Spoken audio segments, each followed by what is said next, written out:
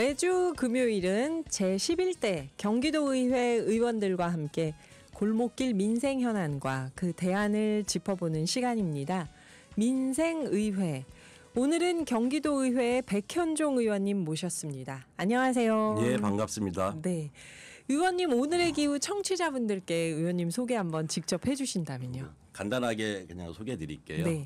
경기도 구리시에서 올해로 36년째 활동을 하고 있는 우리 경기도의회의 도시환경위원회 위원장을 맡고 있는 백현종입니다. 예, 반갑습니다. 네, 그 백현종 의원님 구리에서 36년 동안 예. 활동하셨다고 했는데 86년부터 활동을 했죠. 네. 예.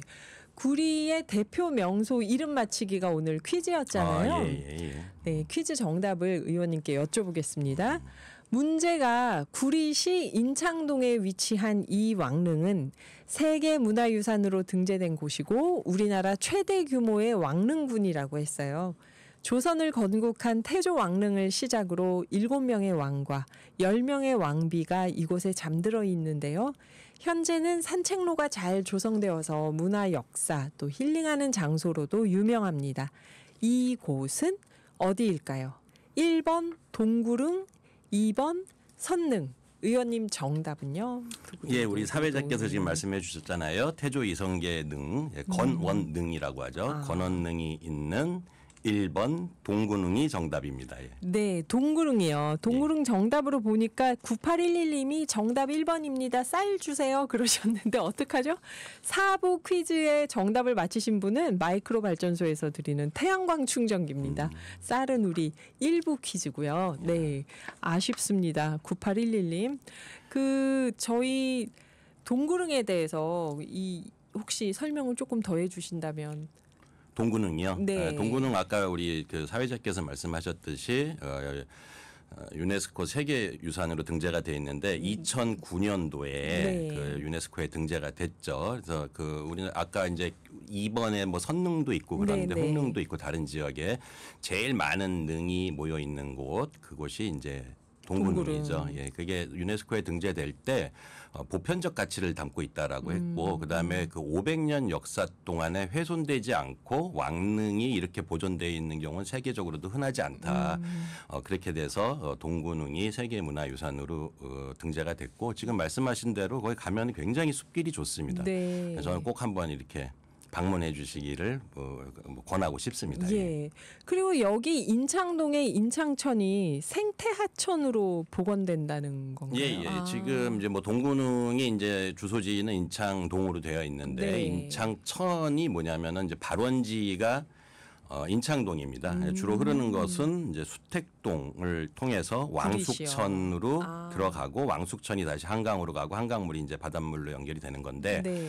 지금 현재는 과거의 청계천처럼 복개가 돼 있어요. 지금 현재 그 네. 밑으로 오수와 우수가 흐르고 있고 그러니까 네. 굉장히 뭐 쉽게 얘기해서 더러운 물이 흐르고 있고 네. 그 위에는 복개돼 있어서 주차장으로 쓰고 있죠. 이거를 생태하천으로 복원을 하는 건데 810m 구간 정도 됩니다. 네. 810m 구간에 그 콘크리트를 다 뜯어내고 물고기가 사는 생태하천으로 복원을 시키는 거죠. 예산은 지금 한 475억 정도 들어갈 예정이고 올해부터 이제 공사가 들어가게 되는데 이게 이제 생태하천으로 살아나게 되면은 뭐 물고기만 단순히 다니는 게 아니라 산책로도 만들고 그다음에 우리 그 물고기들을 탐방할 수 있는 그런 네. 시설도 들어오고 굉장히 획기적이다라고 보는데 청계천을 롤모델로 하고 있지만은 네. 청계천의 청출어람이 되지 않을까 뭐 그런 확신 갖고 있습니다.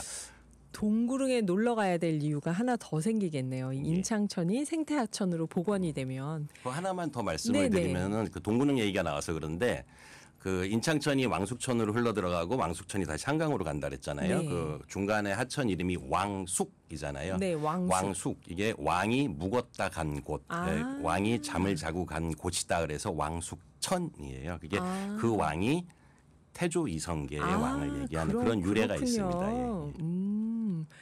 여기 지금 빠콩님이 저는 결혼 전 9년간 구리시에서 살았는데요. 당신 집을 좀 사놨으면 지금 15배 올랐을 텐데요. 많이 올랐을 겁니다. 많이 아쉽겠네요. 많이 아쉽겠네요. 빠콩님. 구리시가 점점 여건이 좋아지니까. 오늘 나와주신 의원님이 도시환경위원회 위원장으로 최근에 선출이 되셨어요. 도시환경위원회 하면 저희가 또 나눌 얘기가 많은데 얼마 전에 의원님께서 우리 오늘 많은 청취자분들 관심 있었던 탄소중립 실천 앱테크, 기후행동 기회소득과 관련해서 제도적 보완이 필요하다 그러셨는데요. 어떤 부분이 보완이 필요하다고 이게 이제 보시는지. 기후행동 기회소득이잖아요. 네네. 기회소득이 이제 전임 도지사는 기본소득을 얘기했고 현 도지사께서는 기회소득을 얘기를 하는데 기후행동에 동참을 한 우리 도민들한테 기회소득을 지급을 하는 거죠. 그래서 네. 아까 벌써 가입하신 분들도 계신 것 같은데 쉽게 얘기해서 어플을 깔고 핸드폰에 어플을 깔고 걷거나 계단 오르기, 그러니까 엘리베이터를 사용하기보다는 계단을 이용한다던가 자전거를 이용한다던가 자기가 그 항목을 선택을 하는 건데 그 목표치를 채우면은 소정의 금액이 충전이 되죠. 네. 그래서 이제 1년에 1인당 6만 원까지 이제 충전을 해줄 수 있는데 제도와 취지는 저는 굉장히 좋다라고 봅니다. 네. 그런데 이것이 지금 이제 시작되자마자 뭐 우리 집행부에서는 폭발적이다라고 해요. 며칠 만에 10만 가입자를 이제 확보를 했고 그다음에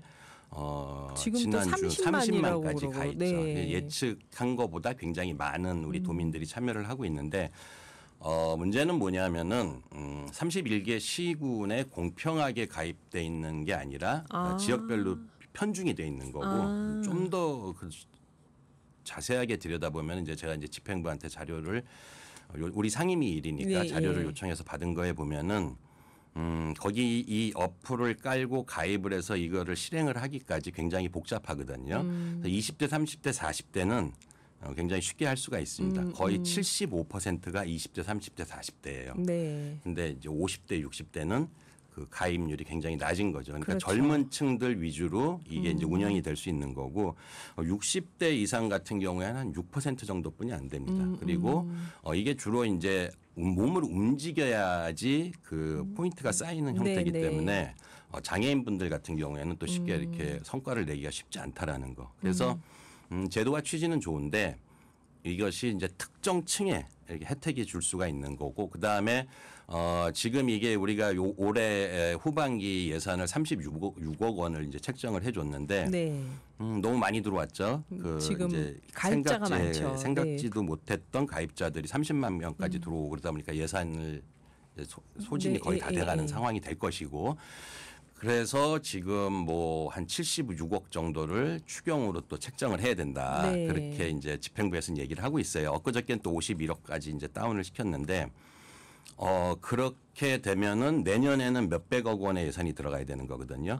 그렇다면은 이것이 그러니까 그 참여한 분들에게 기후 행동에 동참을 했으니까 탄소 중립을 위해서 동참을 했으니까 그런 금액을 지급을 해서 쓸 수 있게 한다. 취지는 좋은데 너무 예산이 많이 들어가는 거고 그다음에 실질적으로 탄소 중립을 위해서 얼마만큼 이것이 기여를 했는지 이런 부분에 대한 결과는 안 나와 있는 상태거든요.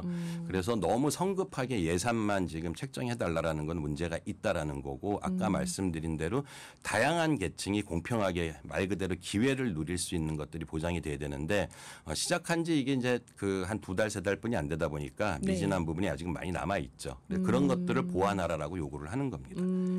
그러니까 어차피 세금으로 기회소득을 주는 거니까 모든 계층이나 세대에 골고루 기회가 가면 더 좋은데 앱을 사용해서 또 몸을 움직여서 포인트를 받는 거다 보니까 장애인이나 노약자 쪽에서는 우리가 어르신들이 요즘에 카페나 식당에 가는 걸 주저하는 이유가 키오스크 활용하는 걸 힘들어하는 거거든요. 그래서 카페 같은 차를 안 가시려고 그래요. 너무 복잡하니까. 근데 젊은 층들한테는 굉장히 그 접근이 쉬운데 우리 그 노약자 어르신분들한테는 그런 부분들에 애로가 있는 거죠. 그래서 이건 아주 단편적인 사례를 말씀드리는 건데 다양한 방법을 좀 고민을 해봐야 되고 제일 중요한 거는 이 예산이 들어갔는데 탄소 중립을 위해서 얼마만큼 도움이 기여를 되느냐. 했느냐. 단순히 가입자가 많다라고 그래서 예산을 뭐 2배, 3배, 10배 이렇게 해줄 수 있는 건 의회 입장에서는 그건 좀 곤란한 입장인 거죠. 정확한 데이터가 있어야 되는 상황이다 이렇게 말씀드리는 거예요. 예, 국민의힘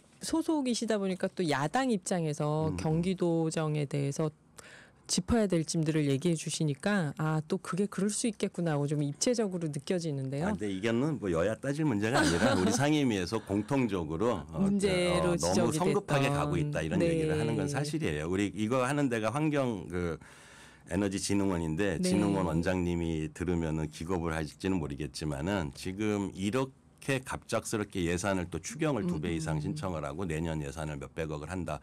의원들 입장에서는 좀 놀랍죠. 우려스러운 부분도 많고요.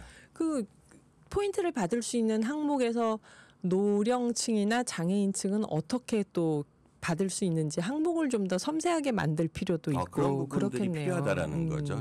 개발하는 것도 좀 급하게 된 부분이 있어요. 아직 네. 보완해야 될 부분도 많이 있고.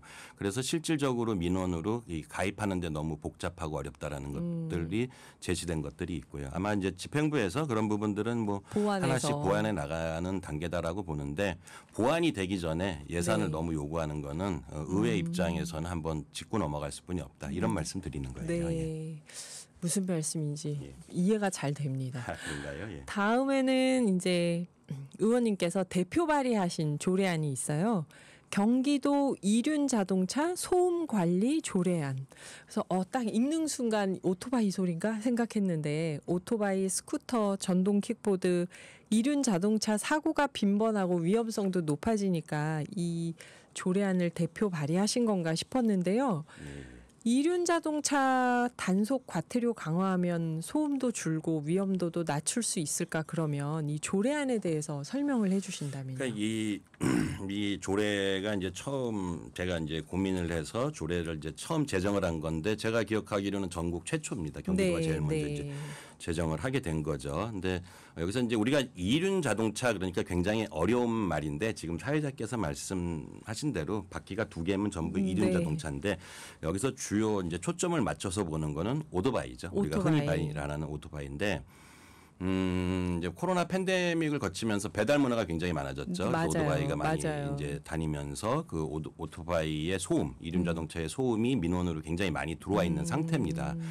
그래서 이걸 근본적으로 좀 해결을 하자. 그런데 뭐 단속만 하고 과태료를 매겨서 이것을 뭐 근절할 수 있느냐. 이 조례의 취지는 그런 것은 아니고요. 네. 보통 우리가 인간이 한 50데시벨에서 60데시벨 정도면은 스트레스를 받기 시작한다라고 하는데 오토바이가 우리 골목에서 굉음을 내고 다닐 때 시끄러워 정도 할 때 있지 않습니까? 네네. 그러면 그게 한 100데시벨에서 110데시벨까지 올라가는데 우리 뭐 사회자 잘 아시겠지만은 60데시벨하고 80데시벨이 20데시벨만큼 올라간 게 아니라 소리가 100배 커지는 거잖아요. 네네. 60데시벨과 100데시벨이면은 10,000배, 100 곱하기 100 해서 10,000배가 커지는 건데 10,000배 큰 소음을 이제 듣는 거거든요. 이게 이제 배달 문화가 너무 확산을 하다 보니까 골목, 아파트, 단지 안, 인도까지 뭐 네. 과속, 사고 위험을 떠나서 소음에 대한 피해가 굉장히 많은 건데 우리가 흔히 뭐 이런 부분에 대해서 이게 단속이 잘 되고 있을까, 과태료가 잘 되고 있을까 이런 생각들을 많이 하겠지만은 실질적으로 단속과 과태료 부과는 그렇게 많지 않아요. 제가 이제 자료를 좀 찾아보니까. 네. 환경부 자료였던 걸로 제가 기억을 하는데 2019년도에 그 이 소음 민원이 428건이었었어요. 428건이요. 428건이죠. 네. 그중에 과태료 건은 1건이었습니다. 어허. 그리고 3년 후에 2022년도에는 소음 민원이 7배로 늘어나서 네. 3,033건이었어요. 근데 과태료 부과 대상은 45건, 1.5% 정도뿐이 안 되는 거죠. 네네. 그래서 제가 말씀드리는 거는 이거를 뭐 과태료를 뭐 이렇게 세게 많이 매기고 하자, 자자 이런 이런 게 취지는 아니라. 아닌 것이고 제일 중요한 거는 여태까지 소음 단속에 대한 그런 기준이나 이런 것들이 굉장히 열악해서 이게 실질적으로 31개 시군이 하는 거예요. 시장 군수가 하는데 네. 시군에는 그런 시스템이 들어가 있지는 않습니다. 그러면 그걸 어떻게 할 수가 하나요, 없는 이걸? 상황이에요. 오. 그러니까 제가 이제 단적으로 말씀을 좀 드려보면은 좀 깊게 들어가야 되는데, 네. 자 오토바이를 거리에서 단속을 한다 그럴 때 그러면 시군의 단속 권한이 있기 때문에 시청 공무원만 나가서 가능하냐? 그렇지 않거든요. 오토바이 세울 수 있는 권한은 따로 있어요. 경찰이 세울 수 있습니다. 아하. 이 지시봉을 가지고 네, 이쪽으로 네, 이제 네. 안전지대로 이동을 네. 시켜서 그건 경찰이 하거든요. 그리고 워낙 빨리 다니기 때문에 경찰 정도의 전문성 아니면은 세우지를 못해요. 그렇겠네요. 경찰이 일단 나가야 되고 그다음에 오토바이를 세웠을 때 이 오토바이가 기준치 이상인가?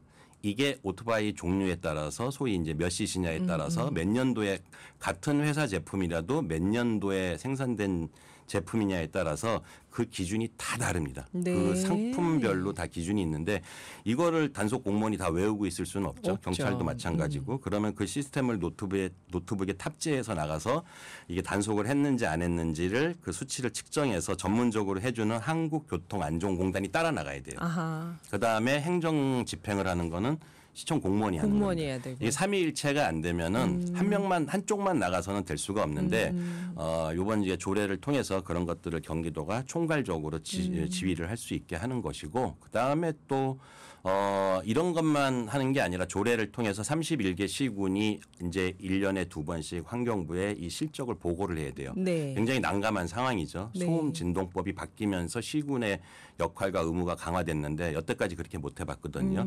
이런 것들을 지도하고 기본 네. 방향을 설정해 주는 조례가 이 경기도 소음관리 조례, 이륜자동차 소음관리 조례인 거고 우리가 조례를 만들다 보면 조례만 만들고 끝나는 경우가 많은데 요거는 예산까지 책정을 하게 돼 있는 거죠. 그래서 현실적으로 조금 이제 시군에 도움이 되고 네. 이것이 안착이 되면은 정말 소음이 굉장히 줄어들 수 있겠네요. 계도도 하는 것도 들어가 있고 홍보도 들어가 있고 단순히 뭐 과태료만 매기는 게 목표는 아닌 거기 때문에 네. 그래서 궁극적인 목표는 경기도 31개 시군에서 오토바이 소음이 없어지는 그날까지 이 네. 조례 처음 만들 때 그렇게 해서 시작이 됐었습니다. 예. 네. 오늘 백현종 의원님과 이야기 나누고 있는데요. 5부에서 이어가 보겠습니다. 4부에 이어서 제11대 경기도의회 의원들과 함께 골목길 민생 현안과 대안을 짚어보는 시간인데요. 민생의회 백현종 의원님과 함께하고 있습니다. 그 의원님 도시주택 분야 전문가로 10대에 이어서 11대까지 예. 재선 지금 성공하신 거잖아요. 예. 어떤 계기로 정치인이 되신 건지 혹시 뭐 제일 어려운 질문인 것 같아요 그런 아. 부분들이. 근데 뭐 특별한 계기가 있었다기보다는 네. 이제 제가 80년대에 대학을 다녔는데 그 당시에 80년대에는 이제 뭐 학생 운동이 굉장히 심했었잖아요. 네, 네. 그래서 남들한테 빠지지 않게 학생 운동을 했었었고 네. 그 다음에 이제 88년도에 우연한 기회에 구리시에 이제 들어가서 살기 노동운동을 시작. 하기 시작을 아, 했죠. 네. 뭐 살려고 들어갔다기보다는 네. 노동상담소에서 활동을 하면서 들어가서 그 지역에서 뭐 노동운동, 사회운동 이런 것들을 했고 그래서 제가 아까 구리시에서 활동을 하셨다고. 36년째라고 말씀을 네. 드렸는데 그러다 보니까 당연히 사회 문제에 이제 많이 접하게 됐고 그다음에 우리 서민들 문제에 많이 접하게 됐고 그중에 제일 이제 시끄러운 이제 민원이 발생했을 때 제일 시끄러운 게 뭐냐면은 뭐 도시 개발 문제라든가 그다음에 환경 파괴 문제. 네. 그다음에 이제 거기서 발생하는 우리 이제 서민들의 주택, 주거 문제 이런 부분들을 뭐 계속 봐왔죠. 그러다 보니까 자연스럽게 정치에 이제 들어가는 과정이 있었고 네. 제가 뭐 아까 우리 사회자께서 국민의힘이다라고 적었는데 제 보수 정당은 맞거든요. 네. 국민의힘 소속인데 원래 이제 시작은 진보 진영에서 시작을 했어요. 그래서 네. 36년간 활동을 하면서 저는 뭐 지금은 여야나 보수 진보 이런 거 잘 안 따지는데 과거에 그러한 이제 지역에서의 활동들이 네. 지금 자연스럽게 뭐 도의회에 들어오게 이제 되는 계기가 됐고 지금 10대 11대에 이제 재선 의원이다라고 하셨는데 실질적으로는 10대 보궐선거에 당선이 돼서 처음 들어왔어요. 네.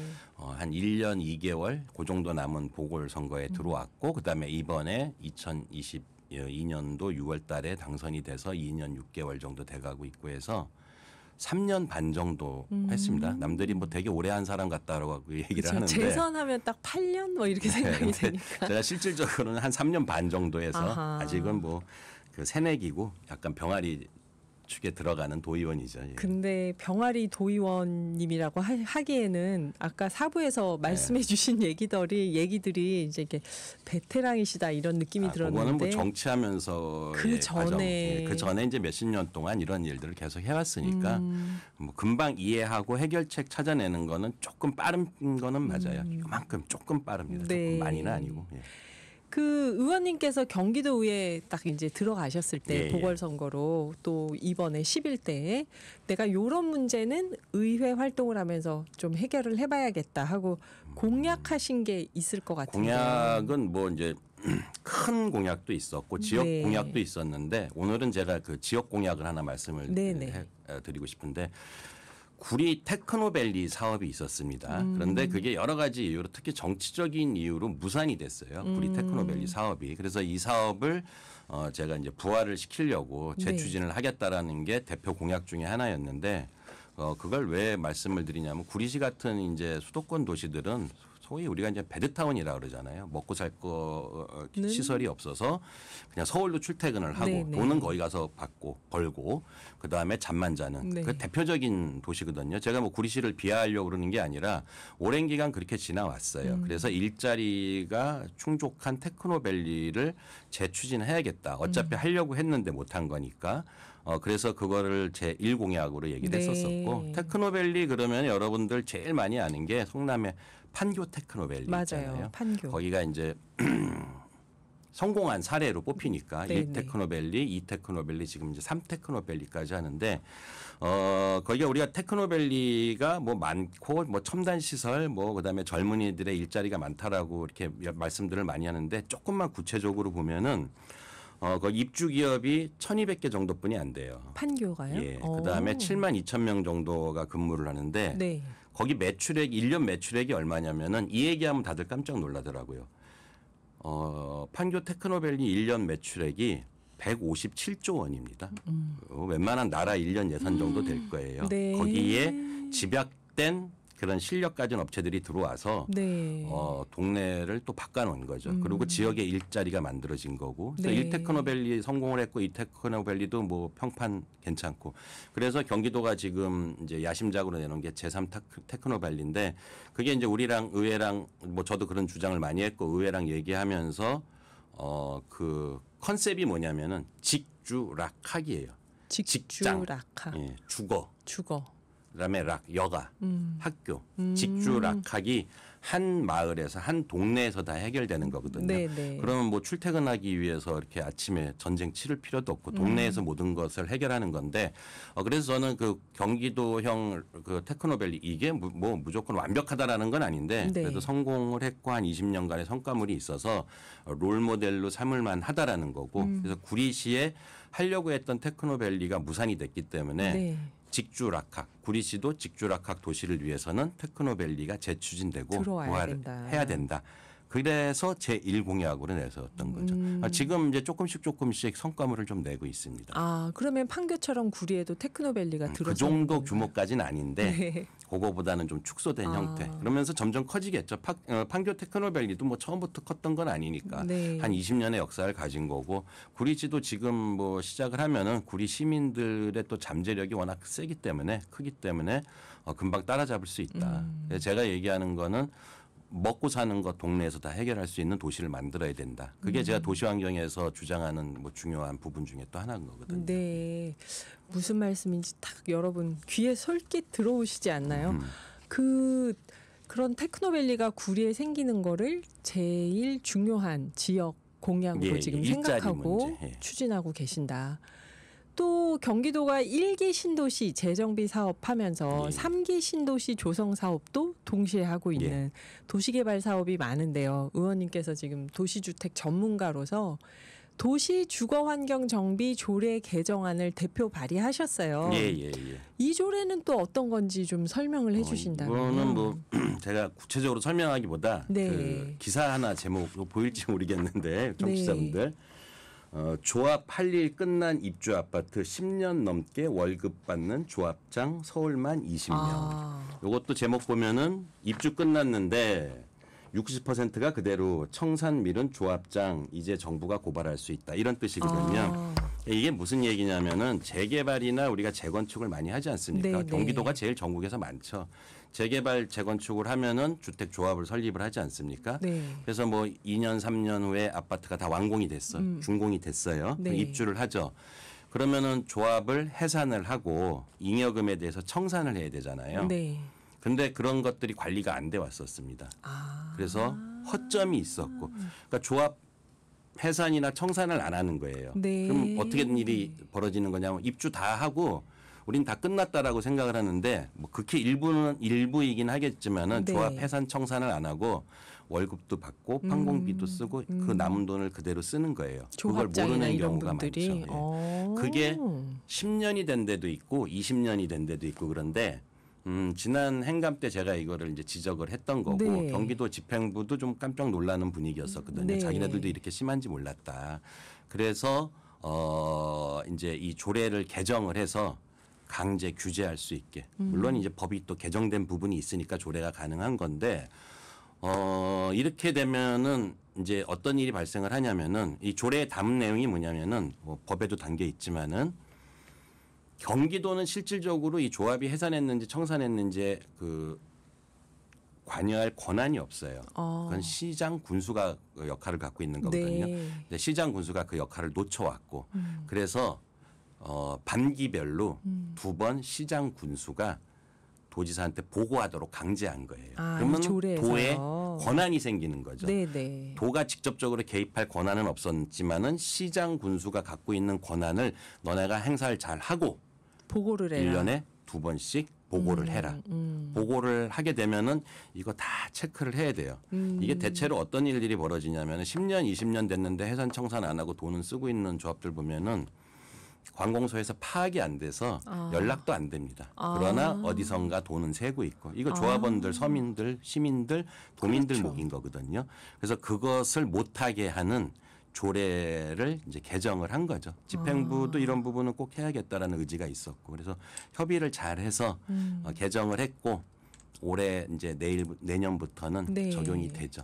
그래서 뜨끔하신 분들 많을 거예요. 이거 그럴 얘기 것 들으면. 같네요. 예. 어휴, 그렇게 계속 판공비나 돈을 사용하고 있는 조합장들이나 이런 분들이 계신지 저는 오늘 처음 알았네요. 말씀 들으면서. 제가 아까 이거 읽어드린 기사 있잖아요. 네네. 이게 6월 말 기사예요. 한 2달 안 되니까 네. 현실인 거니까. 그래서 우리 청취자분들도 한번 이 미청산 미해산 조합 기사 쳐보면은 이런 사례 많을 겁니다. 아마 그 알게 모르게 본인도 이렇게 이 그래, 청취자분들 가입돼 중에 있는 분들도 계실 것 같아요. 손해 보신 분들도 많이 계실 거예요. 네. 아마 그래서 찾아내야죠 다. 예.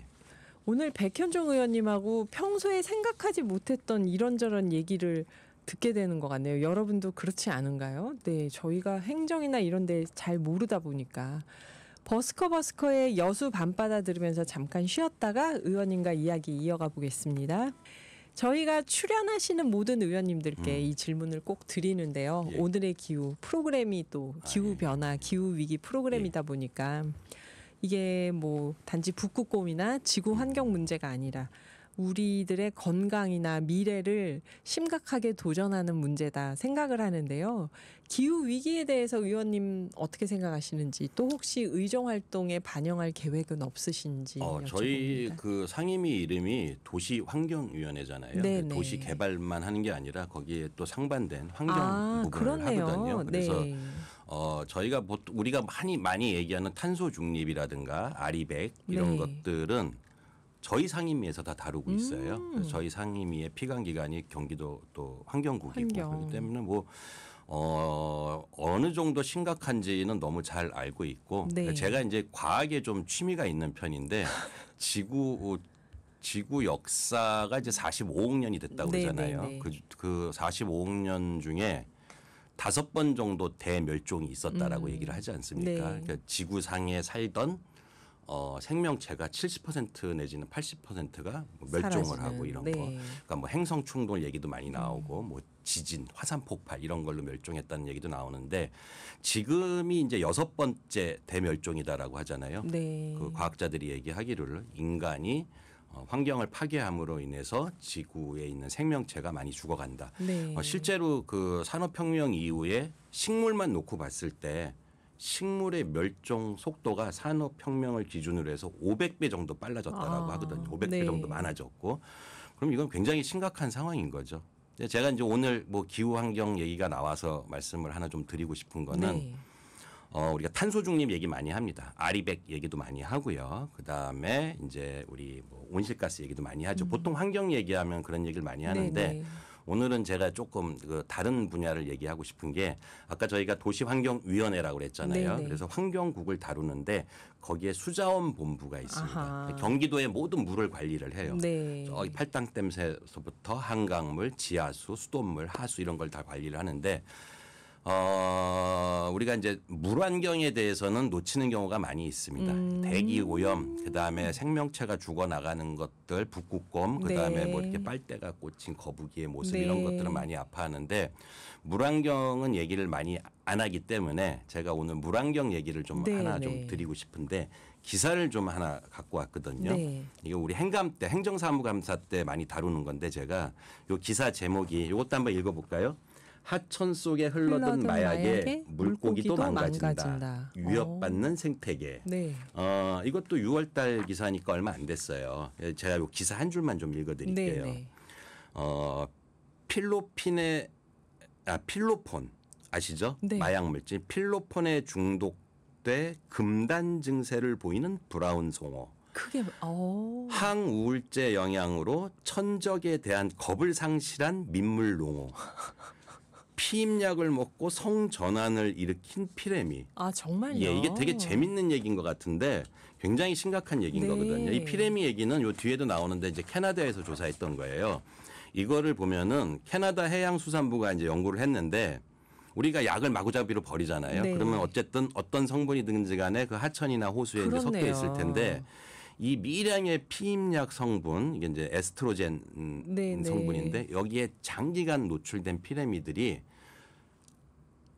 수컷 피레미가 성전환을 한 거예요. 그래서 번식이 안 돼서 멸종 위기까지 간 거. 에스트로겐이면 여성 호르몬을 계속 먹다가 그래서 이게 또 그 아까 그 저런 거 있었잖아요. 겁상실한 민물농어 네네. 항우울제 성분을 먹어가지고 천적한테 대들다가 잡혀 먹는 거예요. 이런 부분들이 실제로 있는데 그래서 이제 그 우리나라 상황을 제가 조금 말씀을 좀 드리면은 네. 온실가스 얘기하고 탄소 중립 얘기 많이 하는데 이런 부분도 저는 이제 오늘을 통해서 물환경도 관심을 가져주시기를 바라는 이유가 뭐냐면은 우리나라는 안 그런가요? 작년 이제 행감 때 제가 이제 좀 지적을 해서 그렇지 않아도 오늘 이제 보고를 받았어요. 네.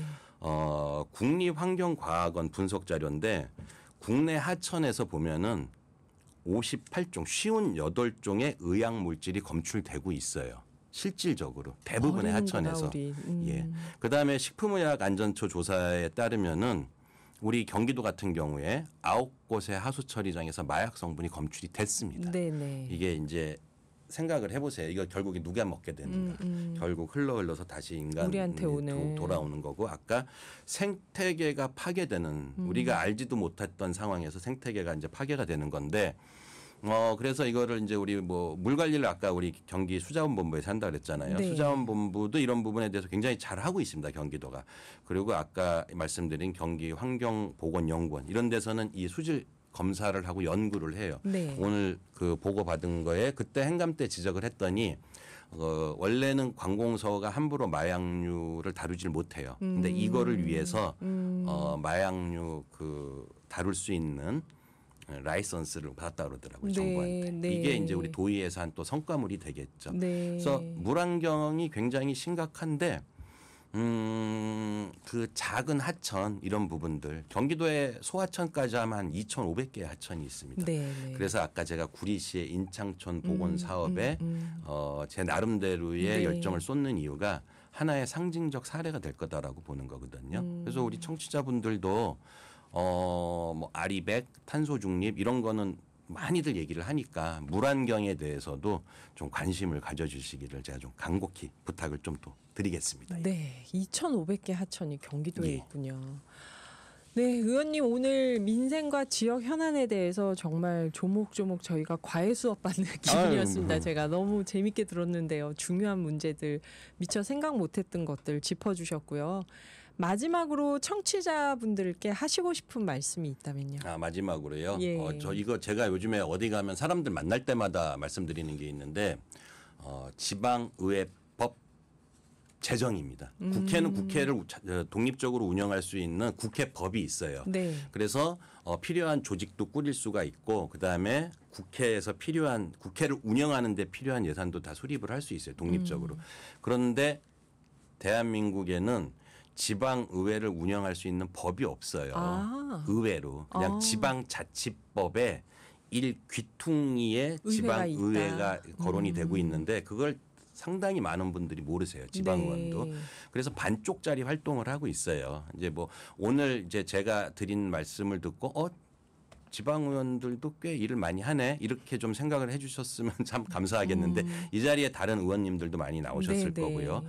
하는 일이 굉장히 다양합니다. 맞아요. 예. 그렇더라고요. 그래서 1년에 경기도 예산 거의 55조 원에서 60조 원을 그거를 다루고 평가하고 비판하는데 근데 그 역할을 제대로 하려고 그러면은 지방의회법, 법이 있어야 된다. 지방의회법, 국회법은 있습니다. 근데 지방의회법은 없어서 이 법이 22대 요번 국회에서는 꼭 만들어지기를 제가 정말 간절히 희망을 하면서 다닐 때마다 뭐 얘기가 있을 때마다 제가 이 얘기를 하거든요. 그래서 꼭 좀 경기도민들이 기억을 해 주셨으면 합니다. 네, 지금까지 백현종 경기도의회 의원이셨습니다. 앞으로 저희 기후 톡파원으로도 좋은 얘기 계속 이어갈 수 있었으면 좋겠네요. 감사합니다, 의원님. 고맙습니다. 예, 열심히 하겠습니다. 네.